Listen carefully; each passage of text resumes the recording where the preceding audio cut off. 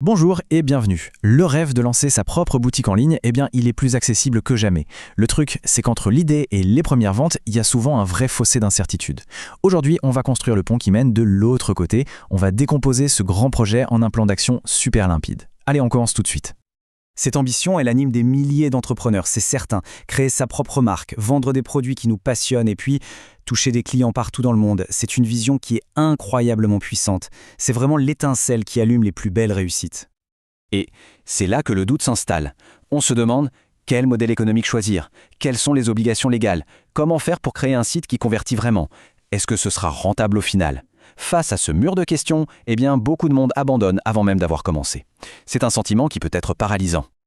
Mais la bonne nouvelle, c'est qu'il n'est pas nécessaire de tout savoir d'un seul coup. Non, le secret, c'est de se concentrer sur les fondations.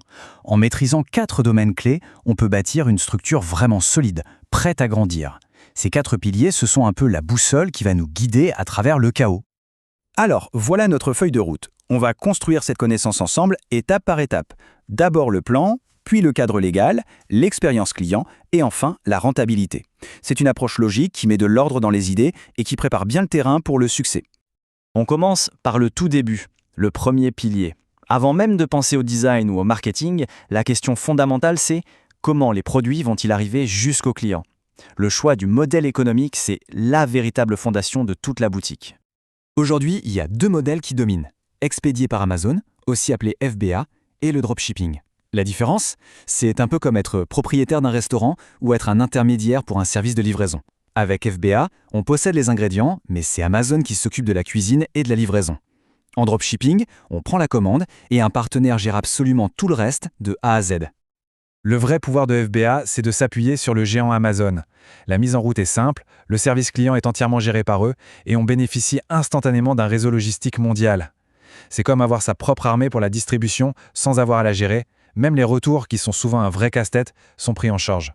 Le dropshipping, de son côté, c'est le champion de la flexibilité et du faible risque. Pas besoin d'investir des milliers d'euros dans un stock qui pourrait ne jamais se vendre. On peut lancer son affaire avec un budget très limité depuis n'importe où dans le monde parce que c'est le fournisseur qui s'occupe de toute la logistique. C'est la porte d'entrée idéale pour beaucoup. Donc le point crucial à retenir, c'est ça. Le choix dépend vraiment de la stratégie. Le dropshipping, c'est l'outil parfait pour tester une idée de produit avec un risque minimal. FBA, de son côté, c'est le moteur de croissance idéal une fois que le marché est validé et qu'on est prêt à passer à la vitesse supérieure. Passons au deuxième pilier, le cadre légal. Souvent, on le voit comme quelque chose d'intimidant, mais il est pourtant essentiel. Il ne s'agit pas seulement d'éviter les ennuis, mais de bâtir une relation durable avec les clients. Parce qu'une boutique qui respecte les règles, c'est une boutique qui inspire confiance. Pour bien illustrer l'ampleur de la tâche, prenons l'exemple de la France. Là-bas, un site e-commerce doit respecter au moins 10 obligations légales majeures.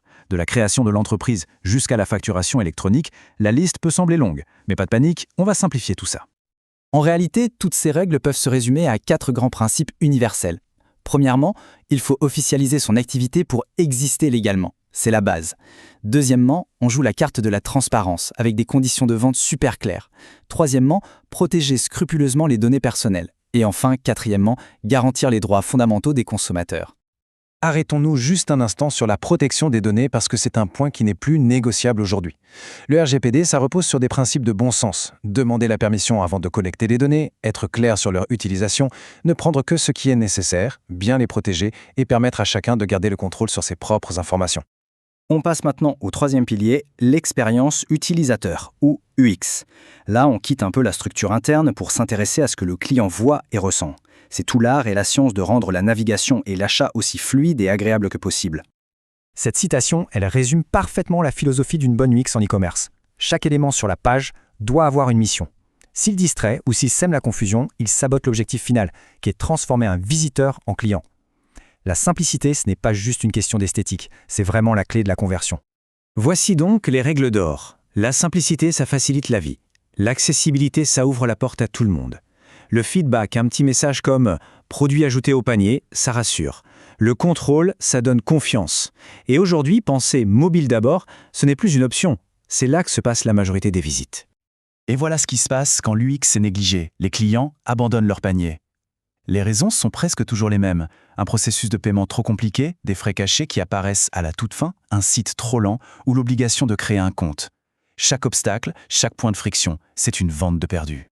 On arrive au quatrième et dernier pilier, et c'est un peu le nerf de la guerre. Faire des ventes, c'est bien. Faire du profit, c'est ce qui permet à une entreprise de survivre et de grandir. Il est donc vital de comprendre les chiffres derrière l'activité. Pour ça, il y a un concept qui est absolument central, le seuil de rentabilité. C'est le chiffre magique. C'est le montant exact de chiffre d'affaires à atteindre pour que les revenus couvrent toutes les dépenses. En dessous, on perd de l'argent. Au-dessus, chaque euro vendu devient du profit. Le calcul peut sembler complexe, mais il suit une logique simple. D'abord, on sépare les coûts qui ne bougent pas, comme le loyer, les coûts fixes, des coûts qui dépendent des ventes, les coûts variables. Ensuite, on calcule la marge brute qu'on fait sur chaque vente. On transforme cette marge en pourcentage, et enfin, on divise les coûts fixes par ce pourcentage pour trouver le chiffre d'affaires minimum à atteindre. Prenons un exemple concret. Imaginons que les coûts fixes annuels s'élèvent à 60 000 € et que le taux de marge est de 75 %. Eh bien, le seuil de rentabilité est de 80 000 €. C'est l'objectif à atteindre. Le 80 001e euro de vente génère du pur profit. Connaître ce chiffre, ça donne une cible claire et mesurable. Et voilà comment tout s'emboîte. Ces 4 piliers, ce ne sont pas des silos indépendants. Non, ils sont interconnectés. Le meilleur produit du monde ne se vendra pas sur un site inutilisable. Un site magnifique perdra toute crédibilité s'il n'est pas conforme à la loi. Le véritable succès, il réside dans l'équilibre et la solidité de l'ensemble. Le plan d'action est maintenant posé. Les fondations sont définies. La question n'est plus par où commencer, mais plutôt quelle est la toute première pierre à poser pour bâtir cet édifice. La réflexion est désormais lancée.